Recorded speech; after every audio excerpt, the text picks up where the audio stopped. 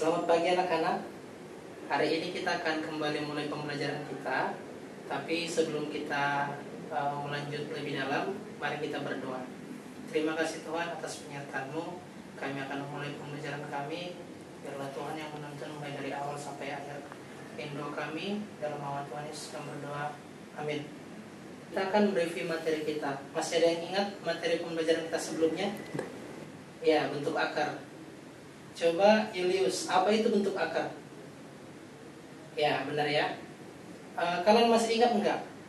Ada dua bentuk yang harus kita perhatikan sehingga itu akan menjadi bekal bagi kita untuk melanjutkan ke tahapan berikutnya. Oh, udah pada lupa ya? Ya, berikut Bapak tampilkan di PPT. Jadi ada dua poin yang memang harus kita ingat dan hal ini akan menjadi dasar bagi kita untuk lebih dalam mengetahui bentuk akar ini. Oke, kira-kira begitu ya. Dari sini kita bisa tahu bahwa perpangkatan itu adalah bentuk sederhana dari operasi matematika. Jadi kita akan lebih mudah menggunakan bentuk akar dalam bermatematika. Nah, sekarang kita akan belajar mengenai keterkaitan antara bilangan berpangkat dengan bilangan akar. Ada yang ingat dengan teorema Pitagoras? Ya, teorema Pitagoras itu rumusnya adalah C kuadrat sama dengan A kuadrat ditambah B kuadrat. Kita bisa lihat tampilan di PowerPoint. Nah, dari C kuadrat ditambah C kuadrat sama dengan A kuadrat ditambah B kuadrat ini, kemudian kita bisa mencari nilai C dengan mengakarkan kedua ruas. Bisa diperhatikan ya? Oke. Sekarang kita lanjut ke contoh soal ya. Coba perhatikan soal yang di PowerPoint. Kita misalkan panjang dari lahan itu adalah M. Maka untuk mencari luasnya kita kalikan panjang dan lebar. Karena dia persegi maka besar panjang dan lebarnya adalah sama. Maka luasnya adalah M dikali M. Karena diketahui luas dari tanah itu adalah 14.400,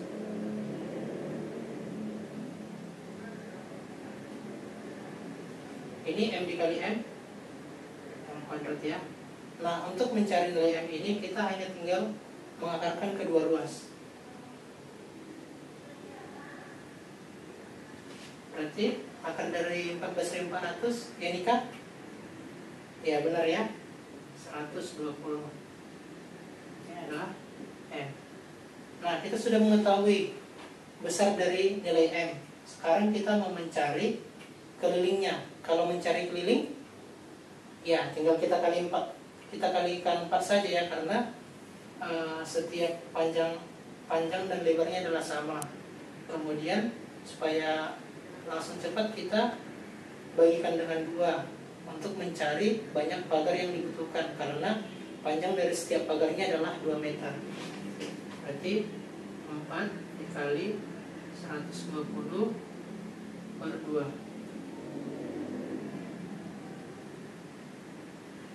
Hasilnya 240. Jadi pagar yang dibutuhkan Pak Budi untuk mengelilingi tanahnya adalah 240 buah. Selanjutnya kita akan mencari tahu bagaimana cara memperkirakan nilai dari akar. Oke, coba perhatikan PowerPoint di atas. Kalau misalnya akar 4, kita tahu ya berapa? 2, akar 9, 3. Kalau misalnya Bapak tanya, akar dari 5 berapa? Ya, kita bisa taksirkan dengan mudah ya, karena akar 5 ini pasti nanti akan terletak di antara akar 4 dan akar 9. Jadi kita bisa kayak buat di garis bilangan akar 4 sini akar 9. Maka nanti akar 5 kan akan berada kira-kira di sini kan ya. Nah, untuk mengetahui taksiran dari nilai akar 5 ini, kita bisa buat demikian. Akar 4 kan 2, akar 9 3, berarti akar dari 5 2, sekian gitu. Jadi ini akan mempermudah kita untuk uh, memberikan solusi atas pertanyaan-pertanyaan matematika yang kita temukan pada soal. Sekarang kalian coba cari akar pangkat taksiran dari nilai akar 200. Sekarang kita akan lanjut kepada materi menyederhanakan bentuk akar. Bisa memperhatikan PowerPoint. Ini akan menjadi acuan kita untuk menyederhanakan bentuk akar. Oke, sekarang kita masuk contoh ya. Kita akan coba menyederhanakan akar dari 8. Melihat PowerPoint yang di atas, kita bisa membuat ini ke bentuk yang lebih sederhana. 8 itu merupakan hasil perkalian dari akar 4 dan akar 2. Saya tuliskan mungkin ya, akar 4 dikali dengan akar 2. Nilai dari akar 4 berapa? 2. Terus kita kalikan dengan akar 2, hasilnya 2 akar 2. Demikian juga kalau misalnya kita cari nilai dari akar 32.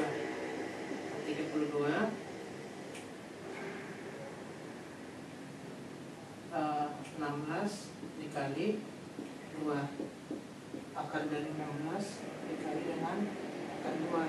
Akar 16 berapa? 4 ya. Jadi 4 akar 2. Oke, sejauh ini mengikuti ya. Oke, sejauh ini bisa mengikuti pembelajarannya ya. Ya, sekarang kita akan mencari akar pangkat n dari suatu bilangan. Ya, di PowerPoint telah tercantum gambar kubus ya. Kita tahu untuk menghitung volume dari suatu kubus itu adalah sisi dikali sisi dikali sisi.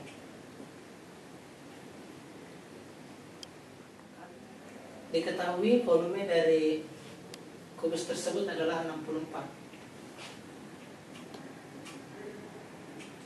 Maka kita mencari bilangan berapa yang jika dikalikan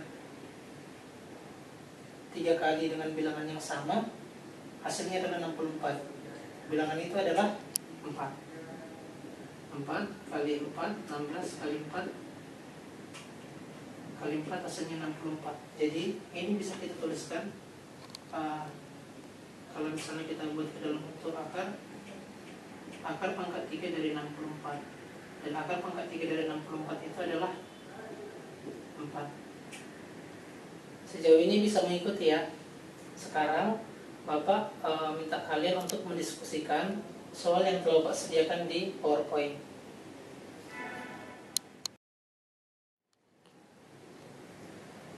Sepanjang Bapak mengikuti hasil diskusi kita yang telah kalian lakukan di kelompok masing-masing, Bapak melihat sudah ada yang menjawab benar, tapi banyak juga yang masih menjawab salah, gitu ya. Jadi Bapak akan memberikan konfirmasi atas soal yang telah Bapak berikan tadi. Mari kita perhatikan soal yang pertama. Apakah benar nilai dari akar 36 adalah minus 6? Oke, kita coba lihat ya syarat yang pertama. Dari syarat yang pertama yang telah kita pelajari tadi, akar pangkat n dari A sama dengan B jika dan hanya jika B pangkat n sama dengan A, di mana nilai B juga harus positif. Dari sini kita bisa lihat nilai dari A nya 36 sudah memenuhi, tapi nilai dari B nya tidak. Oleh karena itu kita bisa menyatakan hal ini merupakan pernyataan yang salah jika kita tinjau dari syarat bentuk akar. Ya, sejauh ini memahami ya? Baiklah. Sekarang kita lihat soal yang nomor 2. Nilai dari minus 2 pangkat 5 itu berapa?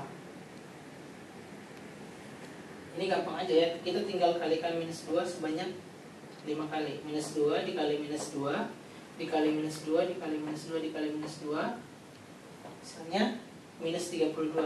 Nah, sebagai bahan perbandingan, Bapak akan coba buat di sini minus 2 pangkat 4. Supaya kita nanti bisa lihat perbedaannya.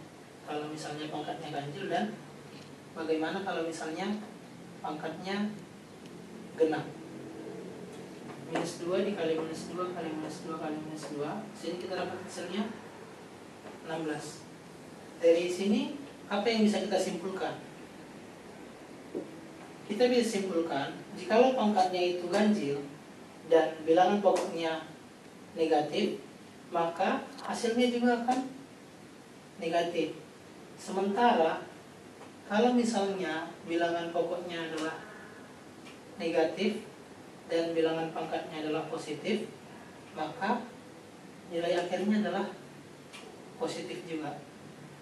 Oke, sejauh ini memahami ya? Baiklah. Sekarang kita masuk ke pembahasan soal yang nomor 3. Di soal yang nomor 3 ini kita perlu perhatikan syarat di akhir dari soal ini. Minus 3 dikali minus 3 dikali minus 3 dikali minus 3 sama dengan 81. Perhatikan syarat akar. Nah tentu kalau kita mengikuti pembelajaran sebelumnya tentang pangkat, ini bisa kita benarkan. Karena memang benar ketika kita kalikan hasilnya adalah 81. Tetapi karena dalam topik ini kita membahas tentang akar, maka kita coba tes kepada syarat yang telah kita pelajari sebelumnya. Akar pangkat n dari A sama dengan B jika dan hanya jika B pangkat n sama dengan A dan nilai B haruslah positif. Di sini kita bisa lihat nilai A nya sudah memenuhi 81. Namun nilai B nya tidak. B nya itu negatif. Oleh karena itu kita bisa simpulkan bahwa pernyataan ini salah. Ingat ya, ini salah jika ditinjau dari syarat bentuk akar. Oke, sepanjang diskusi kita kali ini, apa saja yang telah kalian dapatkan? Julius mungkin bisa kasih pendapat? Oke, bagus sekali. Ini kah? Ya. Oke ya, berarti kalian telah mengikuti pembelajaran dengan baik. Nanti ketua kelas bisa datang ke Bapak ya. Bapak akan memberikan tugas kepada kalian untuk menjadi tugas kalian di rumah. Ya. Demikian pembelajaran kita hari ini. Semoga kalian terberkati dengan pembelajaran hari ini. Untuk mengakhirinya, mari kita berdoa. Terima kasih Tuhan atas penyertaan-Mu. Kami telah menyelesaikan pembelajaran kami. Biarlah apa yang kami kerjakan boleh berguna untuk kehidupan kami ke depannya. Terima kasih. Ini doa kami dan Tuhan Yesus kami berdoa. Amin. Selamat pagi semuanya.